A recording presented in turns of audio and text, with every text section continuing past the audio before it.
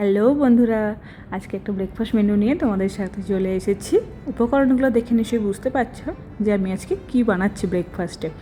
এটাকে তোমরা সাবুদানার উপমা বলতে পারো, সাবুদানার খিচুড়ি বলতে পারো, অনেকে অনেক রকম এটাকে নামে বলে। তো আমি কিন্তু বড় দানার সাবুগুলোকে 4-5 ঘন্টা ভালোভাবে একবার ওয়াশ করে তারপরে ভালোভাবে ভিজিয়ে রেখেছিলাম। সুন্দর কিন্তু ভিজে গেছে আর খুব ঝরঝরে হয়ে গিয়েছে। তো উপকরণগুলো তোমরা দেখে নিলে আমি কী কী দিয়েছি। তোমাদের বাড়িতে যা যা সবজি থাকবে সেগুলো অ্যাড করতে পারো। তো কড়াইতে একটু তেল দিয়ে জিরে আর কারি পাতা ফোড়ন দিয়েছি। যেহেতু আলু আর গাজরটা একটু সেদ্ধ হতে সময় লাগবে, সেই জন্য ওটাকে ফার্স্টে দিয়ে একটু নুন দিয়ে জাস্ট চাপা দিয়ে রেখে দিয়েছি। তারপরেই অ্যাড করলাম একদম ফাইনলি চপড করা কিছুটা পেঁয়াজ। যদি তোমরা নিরামিষে বানাও তাহলে পেঁয়াজটা কিন্তু স্কিপ করতে পারো, ওটা অপশনাল।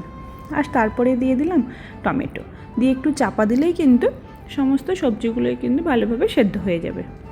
আজকের এই রান্নাটায় কিন্তু কোনো রকম জলের ব্যবহার হবে না। আর এই সবজিগুলো যেহেতু একটু নুন দিয়ে চাপা দিয়েছিলাম, সব কিন্তু সিদ্ধ হয়ে গিয়েছে। নিত্যদিনের যে সমস্ত মশলা, ধনে গুঁড়ো, জিরে গুঁড়ো, হলুদ, লঙ্কা, নুন, যে যার মতো ঝাল বুঝে জাস্ট এগুলোতে অ্যাড করে দিও।